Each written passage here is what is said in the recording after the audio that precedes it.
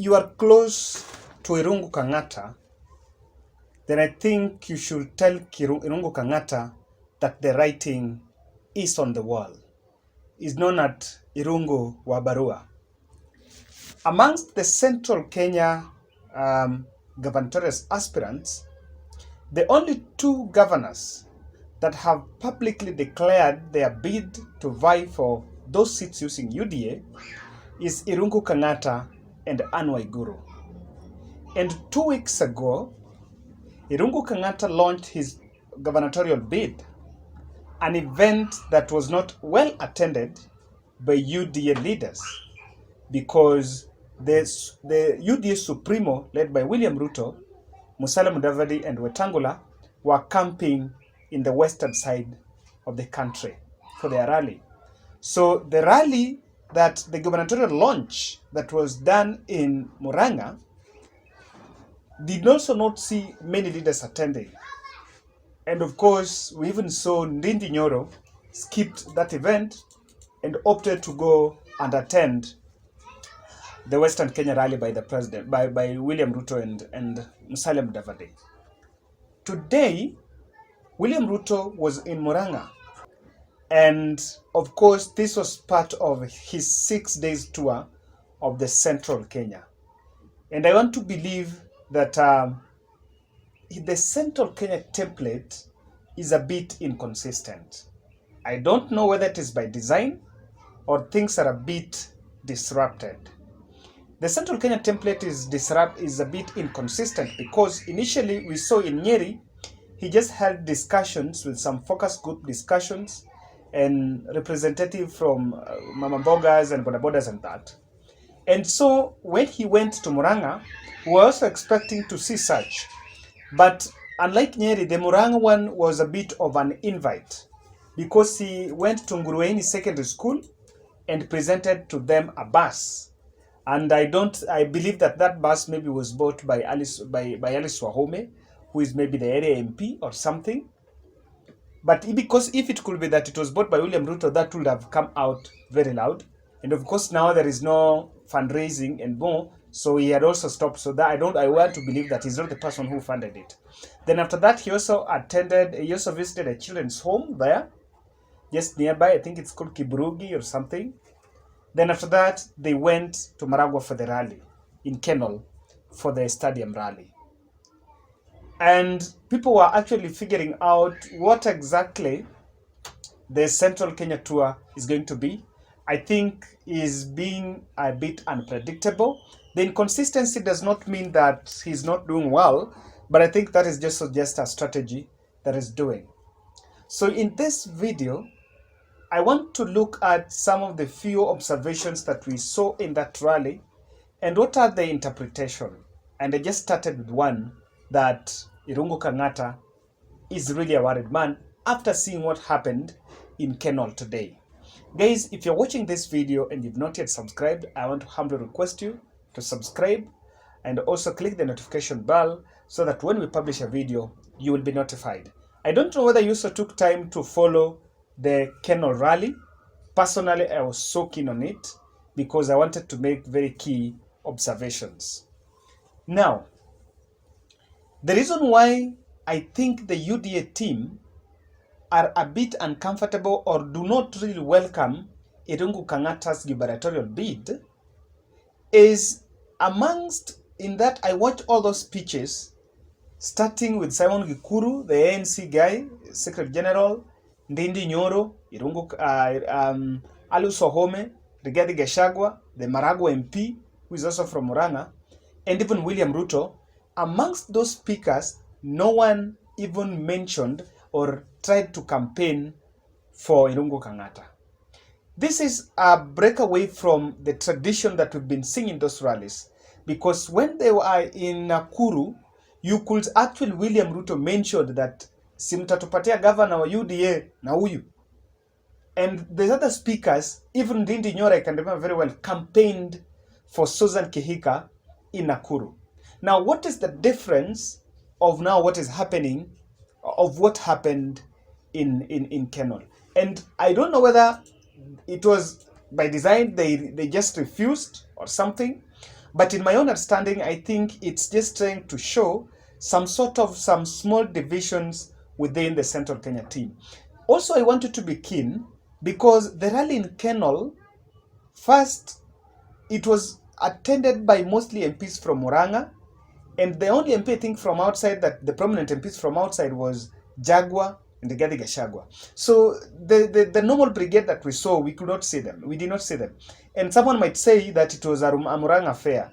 If it was a Muran'ga affair exclusively, then we wouldn't have seen Aisha Jumwa. So we did not see the full brigade there. Although it's a midweek, so there are also other things that are happening. But I think Irungu Kenyatta needs to get wary of this team. My other observation, and this is what also makes me feel like I think William Ruto did not get a very good reception there. The turnout in that rally, it was not the huge ones that we normally expect.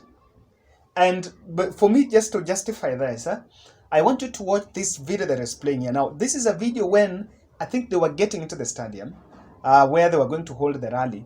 If you look at that audience, the classified audience, remember this channel may not refer to this audience, these people that have been paid and are putting on the party merchandise as classified audience. The classified supporters were many around the convoy. And then the other people were just roadside, just looking. You could not see the kind of enthusiasm that you could see, because not that the speed was not high, the vehicles were moving at a low speed, but the fact that you could see there were a lot of classified audience around the convoy, that tells you that things were really not done well.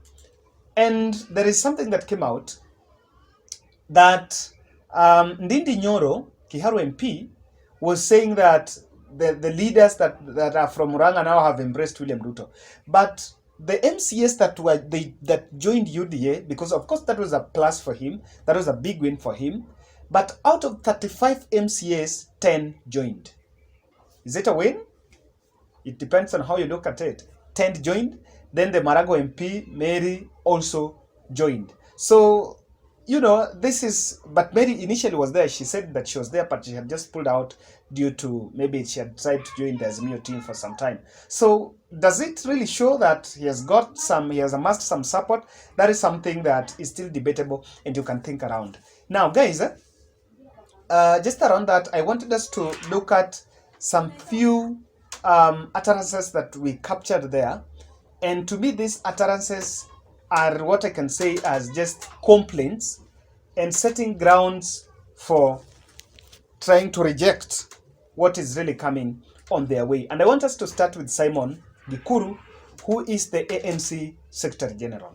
The ANC Secretary General, Simon Gikuru, actually made a statement there saying that after Deep State realized that William Ruto was in talks with Uhuru Kenyatta, they approached him as the Secretary General of ANC and they promised him in the tune of 20 million so that he could not ratify that merger. For heaven's sake, let me just ask. Did this guy even know that these talks were going on? I even want to believe that he was not there. Just listen to what he said. Talia. Hawa watu wanajitanga sijui deep state, sijui system, sijui wadosi. Walipata shida sana. Wakanipigia simu.